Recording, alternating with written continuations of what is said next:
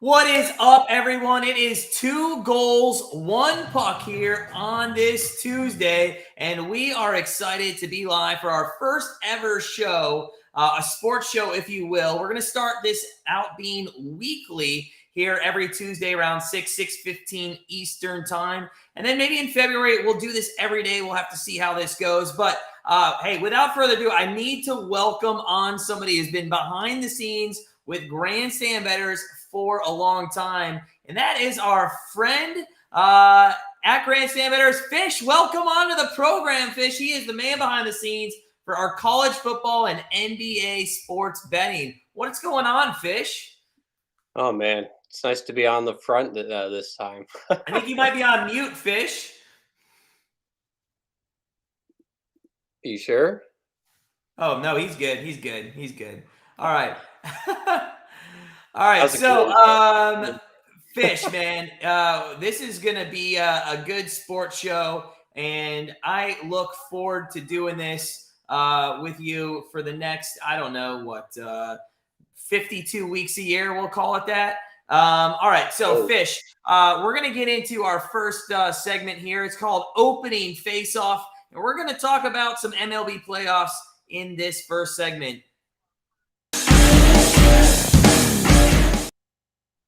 All right, so the MLB Playoffs is starting here, or has started really, as 2 games. One is finished, one is underway. Mike, I know you dived into the National League Series. Please let me know what your thoughts are about the NL Series, the Wild Card Series, and what happened in those first 3 games. Yeah, I mean, honestly, overall, just depressing series to me.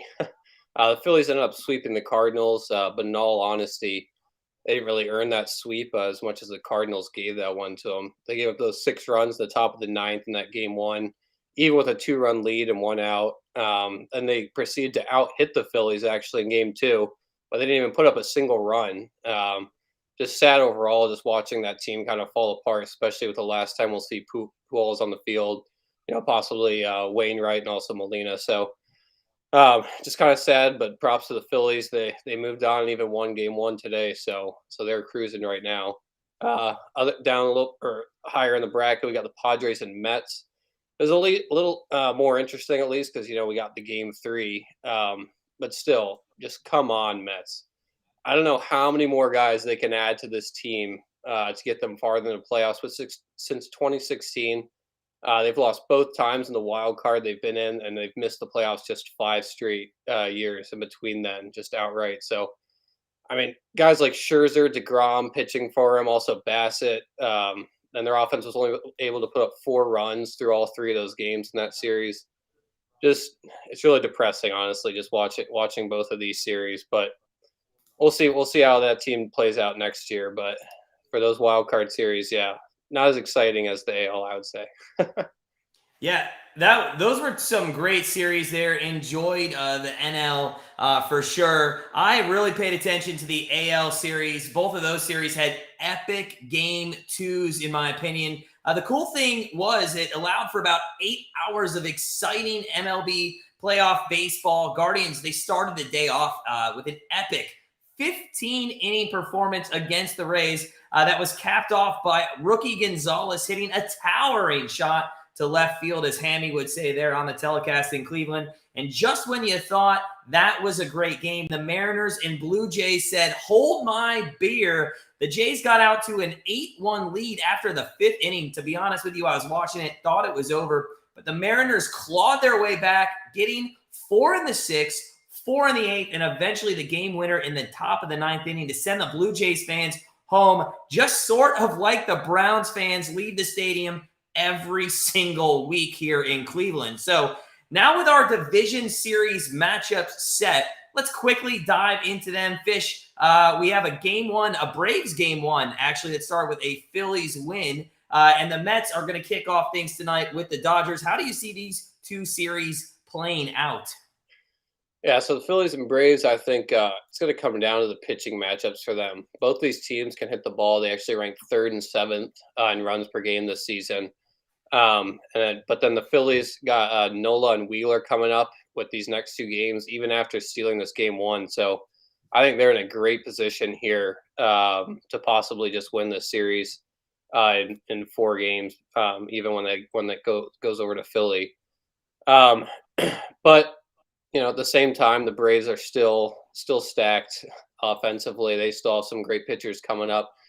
The line was at -186 for the Braves before Game 1. I wonder what it's dropped to now, but there might be some good value there for the Phillies to win that series outright, in my opinion. But definitely look for the Braves to bounce back in Game 2, in my opinion, for that series.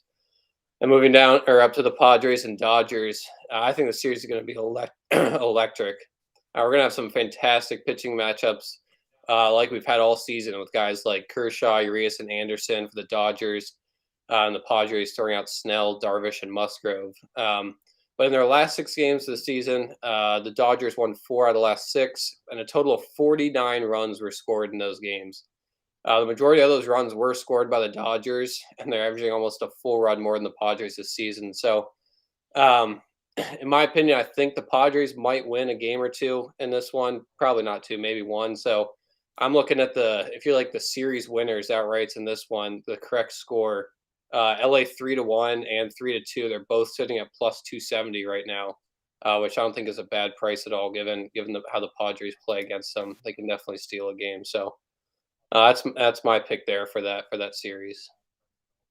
Wow, great breakdown of the series. I'm looking forward to these games. Philly was surprising coming out to win today. The over actually hit pretty easily in that game. We actually have a member bet on our card tonight for the late game with the Mets and the Dodgers. So make sure you head on over to Grandstand Bettors, become part of our family.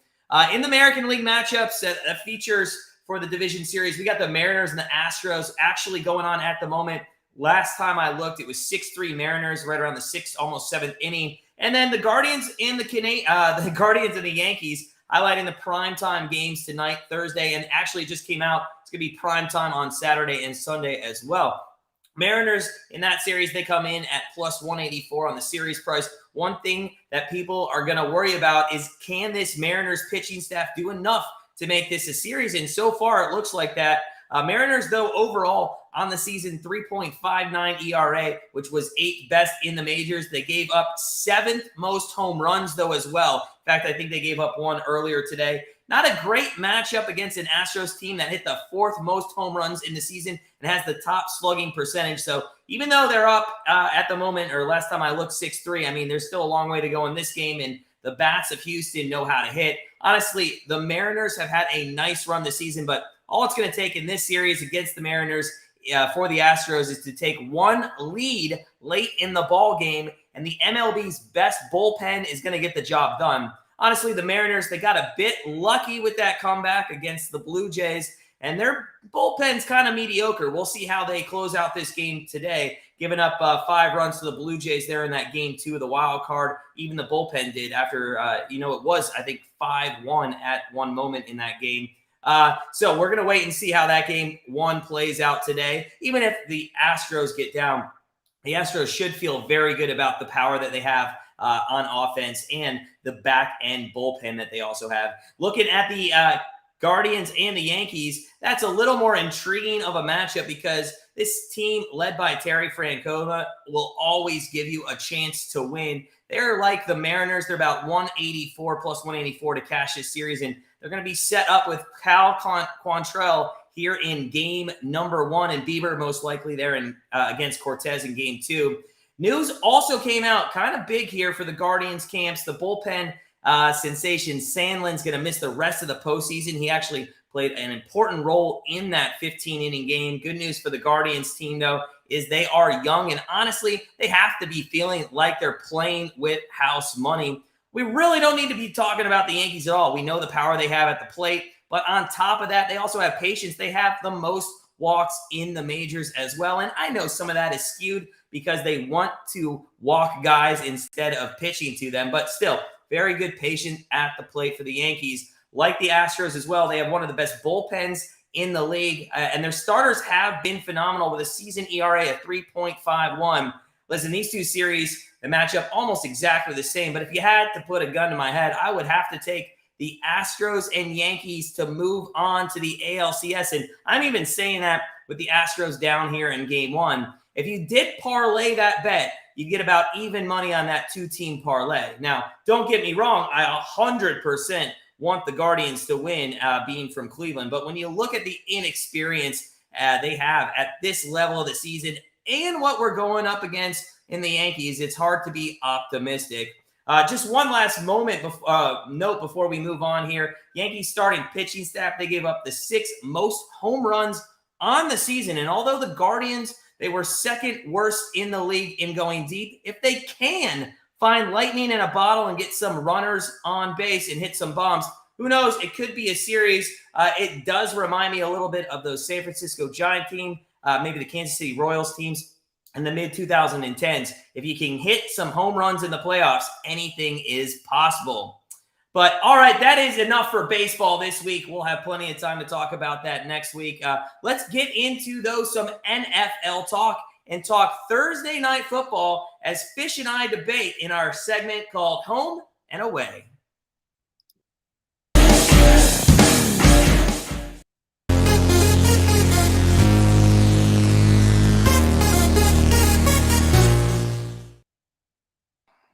All right, so listen, in this segment, this is going to pit Fish and I on opposite sides of the table, and we're going to debate which team wins on Thursday night football. This week, the Bears, they're going to face the Commanders in Chicago. Bears are 1-point favorites at the moment, over under 38.5. So, Fish, tell me who you have in this matchup, and I guess I'll take the other side of the ball.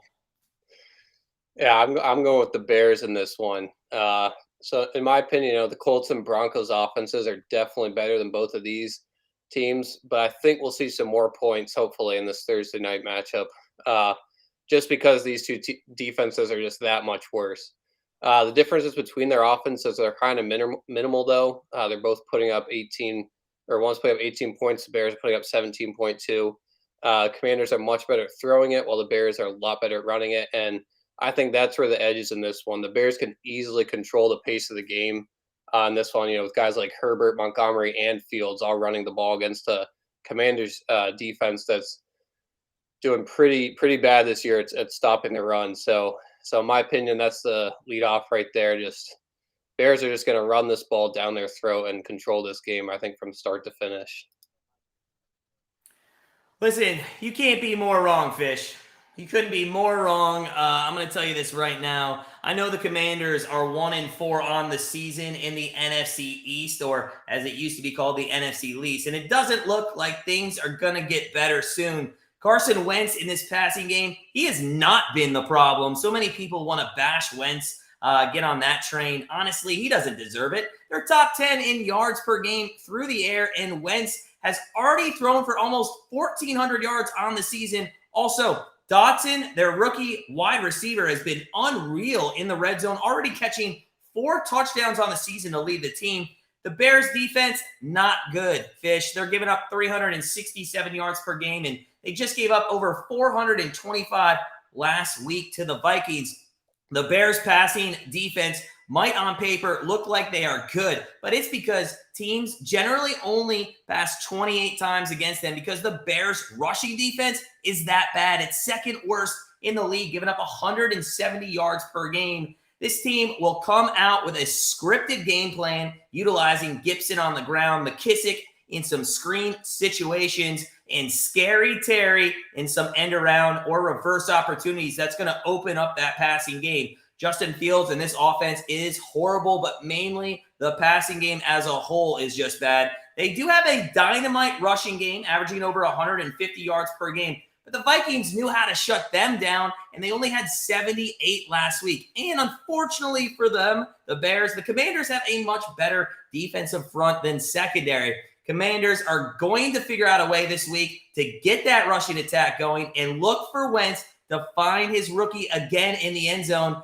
Not sure why everybody loves Justin Fields. He reminds us, honestly, of a poor man's Trey Lance. The Commanders, easy winner on Thursday night football. How can you say the Bears defense is just trash? I mean, they got Eddie Jackson already has 3 interceptions. Their secondary is 9th in the NFL. They're 10th in the league with interceptions total. Roquan Smith already has 54 tackles. Like, they're not going to be able to run the ball against this team, especially when you throw in the Commanders' offensive line has just been atrocious this year. Wentz has been sacked 20 times already. Justin Jones has been getting back there like almost consistently. It's gonna be a bloodbath, just like that Philadelphia game where he literally had no time to throw the ball on offense for them. Yeah, you're out of your damn mind, Fish. I don't know what you're talking about. And in all honesty, I'll tell you this. We're going to keep track of these bets against each other, these debates, and we're going to look forward to me kicking your ass throughout the year, for sure. Al actually said Wentz average is less than 7 yards per catch, and he has explosive wide receivers. I don't know about you, Fish, but it looks like Al is telling me that I am correct in this situation. Or Commanders have a -7 turnover differential. -7. I'm not listening to a word you're saying anymore, Fish. All right, listen, let's move on. That's a good debate there on Thursday Night Football. But right now, it's time to get into our rendition of the classic game, Fuck, Marry, Kill, in our penalty box.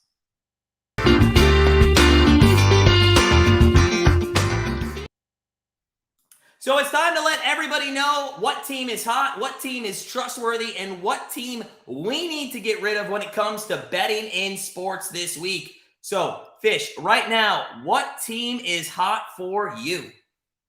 I'm taking the Tennessee Volunteers, man, some college football.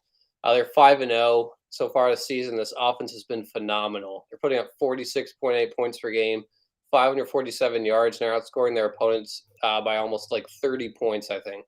Our defense is also only giving up 17 points per game, and they have one of the best run defenses in college football. It's going to be a fun game on Saturday against Alabama, and it's in Tennessee. So this is one that they could very easily win against a banged-up Crimson Tide team, and I think they're underdogs by almost like 7 points in this one, which I think is nuts against this team.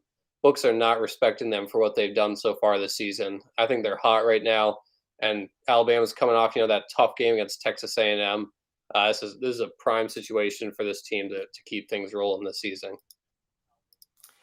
Yeah, I mean, they are hot right now. I'll give you that. They look good. I think we had them last week, right? We had them on a play. The cash pretty easily. Yeah, I'll give them that. I'm going to look at the NFL for my hottest team right now. The Falcons find themselves as a team that is hot, but honestly, they have made me want to kill them as well because I keep betting against them. They're 5-0 against the spread, and all season long they've been doing it by fourth quarter covers, backdoor covers all season. They were down big to the Rams and the Bucks entering the last bit of the second half in those games, and they did end up covering. This week, they have the 49ers in Atlanta, and they're getting 5.5 points.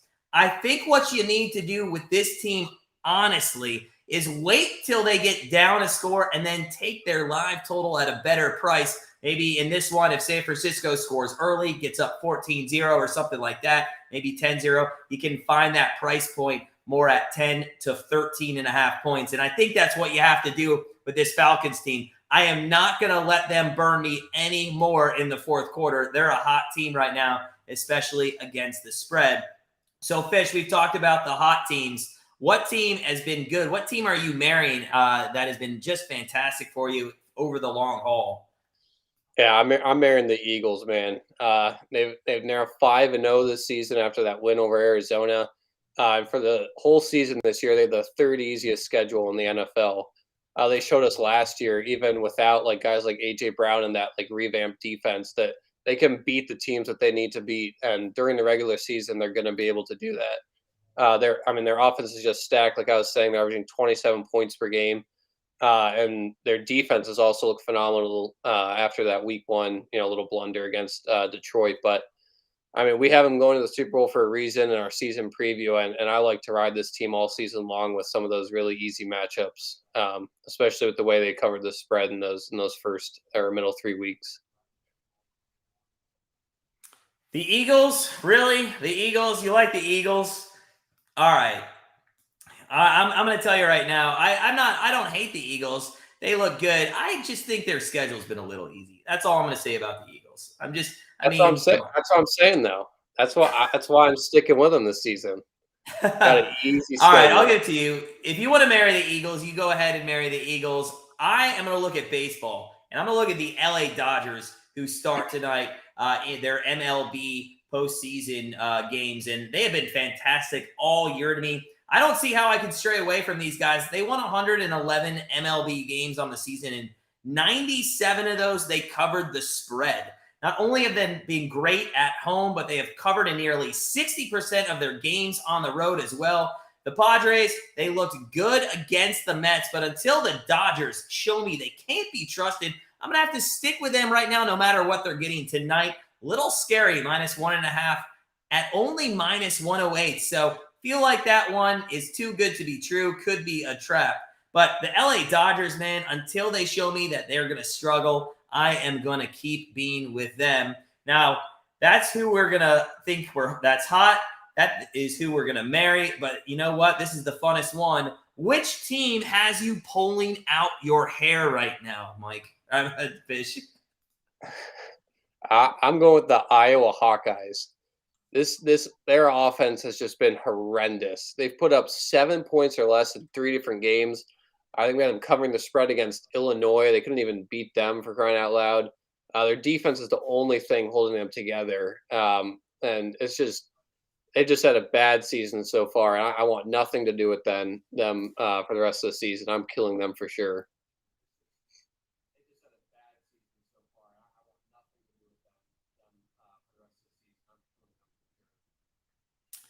That was a bad team, huh? All right. I'm going to tell you a bad team. The Cleveland Browns. Cleveland Browns. Let's talk even worse. Okay? Even worse here. The Cleveland Browns absolutely about 25 years ago, I heard a family member say in my family that they were going to sell their fandom of the Browns to any other team in the NFL for a beer. At that time, I did not understand what that meant. I'm going to tell you right now, after last Sunday, I would sell my fandom for a seltzer. Okay? Taking the Browns on the money line right now, not good. It's going to make you go crazy. If you had to get rid of one person on the coaching staff for the team, I don't know if it would be Joe Woods or Kevin Stefanski. Both are deserving of it. This team consistently does the wrong thing in crucial situations like throwing the ball when they should be running it, taking timeouts when they shouldn't be taking timeouts. Honestly, I would not be surprised if Stefanski tapped into the Chargers' helmets and told them to go for that on 4th down on Sunday in the last moments of the game, because it screams a decision the Browns would have made, maybe just maybe on the field. That makes other teams worse when the Browns are on the other side. So, okay, enough Browns talk. Let's get some bets going today. We're going to look at our bench warmer of the day, which is our featured bettor who's going to give us a pick for this week. So, please welcome our bench warmer of the day.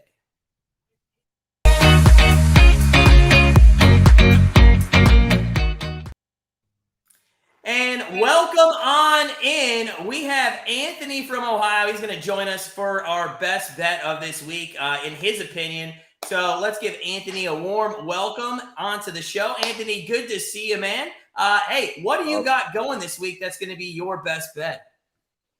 See, I was looking through all of the games this week, and only one really screamed out to me, and that was Kansas. I mean, I get that it's at Oklahoma, but if you looked at Oklahoma's last 3 games, so disheartened, because, I mean, they were all the way up to number 6, undefeated, and then they just got waxed by TCU, and even worse to Texas. Kansas is actually on the rise, which, I mean, they lost a close game. I get it, but it's 5-1 for 10-0 for the Browns. So, I mean, we'll see.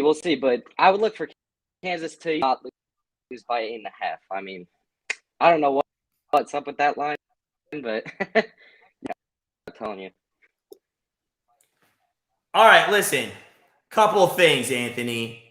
First, I don't know if I can trust anybody in a Playboy shirt. I don't know if you're going to wear a Playboy shirt and you're going to come on this sports show. Man, I don't know if I can trust anything you say. The other thing is, I'm For all those- old, man, and I don't know what waxing means, but in my day, it was when you took your surfboard to the ocean and you waxed the surfboard and you went out there. So I don't know what nonsense you're giving us.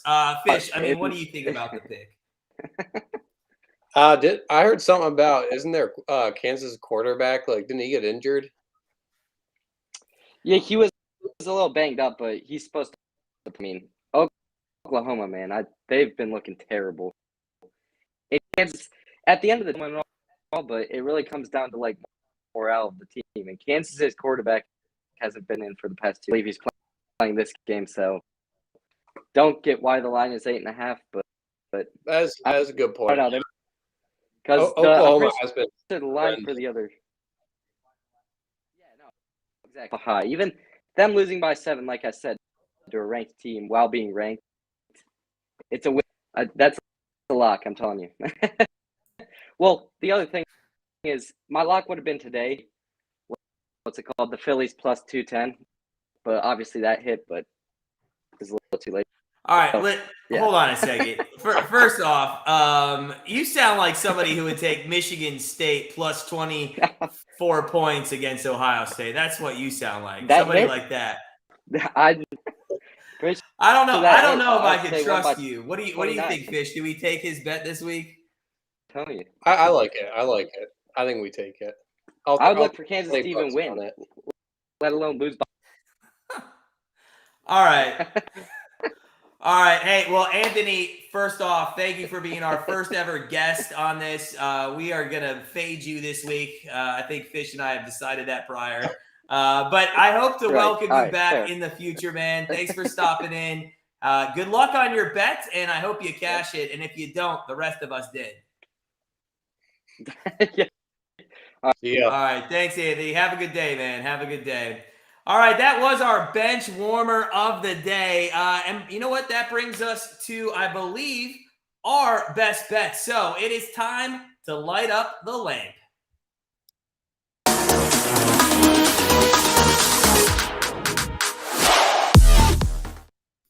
All right, so that brings us to our best 2 bets. We have 2 bets each for this one, so 4 total bets. Fish and I, for one for tonight and one for later this week. Tonight, I'm looking at the start of the NHL here in the United States. The season technically started last week. The Sharks and Predators, they did play in the Czech Republic, but tonight is the real kickoff here for the NHL with the games on ESPN. We got Lightnings versus Rangers and Knights versus Kings. We're going to look at the Tampa Bay Lightning and the New York Rangers in that early matchup at 7:30 Eastern. Rangers are a slight favorite on the money line at -110. And the over-under is at 5.5. Listen, Lightning, they're coming off their 3rd straight Stanley Cup Finals appearance, losing to the Avs, and the Rangers made the Eastern Conference Finals last year behind netminder Shesterkin. He's going to be looking to get past the Lightning this year, as they did knock them out in the conference finals last year. Vasilevsky and the Lightning surely will not have a sleep cup not Super Bowl, Stanley Cup hangover this season. They're looking to get right back into the championship series and have good form right out of the gate. They have a dynamic offense behind Stamkos, Kucherov, Point, and Hedman. Rangers, they got Vincent Trocheck in the offseason. They sit second in line with Panarin, or have a second line with Panarin, Kreider, Zibanejad, and the first power play unit is fantastic. Now, we know that Igor Shesterkin is coming off a career win season, 36 wins and a 2.07 goal against average, but those numbers were just unreal for the course of the season, and you think that this guy's going to have to regress a little bit. Vasilevsky, also one of the better goaltenders in the league going into his 9th season, and he is going to be very tough against the Rangers tonight. He is going to, he's in his 9th season, he's given up 2.76 goals against average in his first 8 seasons.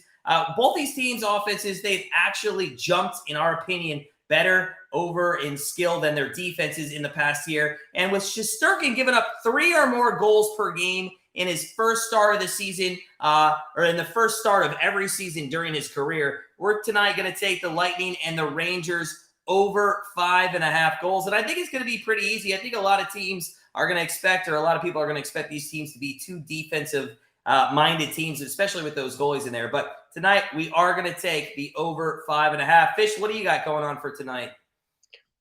Actually, you alluded to it earlier a little bit. I'm looking at the MLB today, and I'm going to go with the Dodgers -1.5.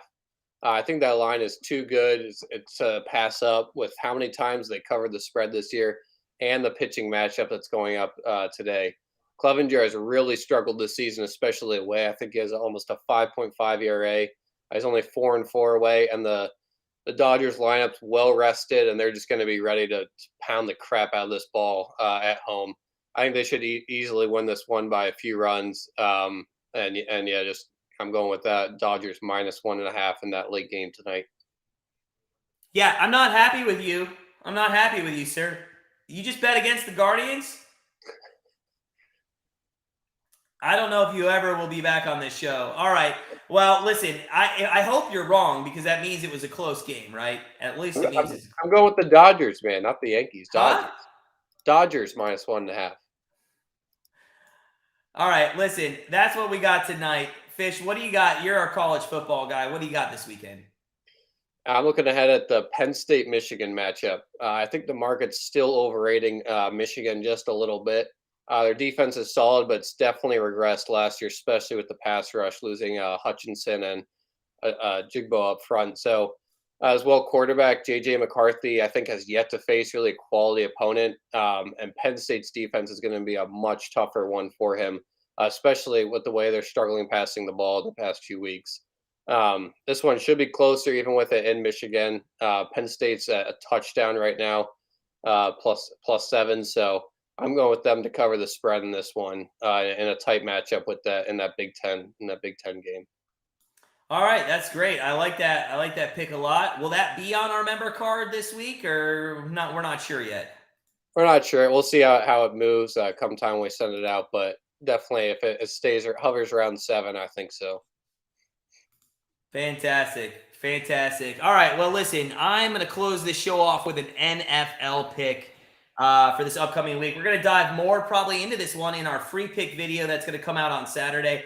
But in the NFL, Week 6, we love the Colts at home, covering by 1.5 points over the Jags this week. Yes, Matt Ryan looked awful in Denver, but they need to get the job done, and they might that might all be this week with a campaign to win the AFC South if they can beat the Jags. I believe they only trail maybe Tennessee by half a game, something like that. I think it's 2-1, and they're 3-2, something like that. I think that the Colts are going to take care of business. I think the Jags got out to a quick start, but I think that is going to change, and I think they're going to go downhill. Listen, if Matt Ryan does not win this game, I'm not sure he starts the rest of the season. So that is going to be our last pick. We're going to take the Colts -1.5 over the Jags. Listen, that does it for our first ever sports show. I had some major technical difficulties hearing people, so it was not even close to being great, but it's going to get better, I promise. A huge thank you to Anthony, who came on the program, giving us his best bet of the night. And hey, thank you, Fish, for joining us for the first time ever on our YouTube channel, the first of many. We hope we appreciate you for all the time that you spend behind the scenes on Grandstand Bettors. And we look forward to you joining us each and every week for 2 goals, 1 puck. That is our Tuesday, October 11th edition. It is time to start pre-gaming for some Guardians and Yankees. Fish, anything else you want to say before we head out? Now go Guardians and go Irish, baby. All right, man. All right, thank you guys for stopping by. I appreciate it. If you're looking for some credits, here they are, and we'll see you next week. Same time, same place.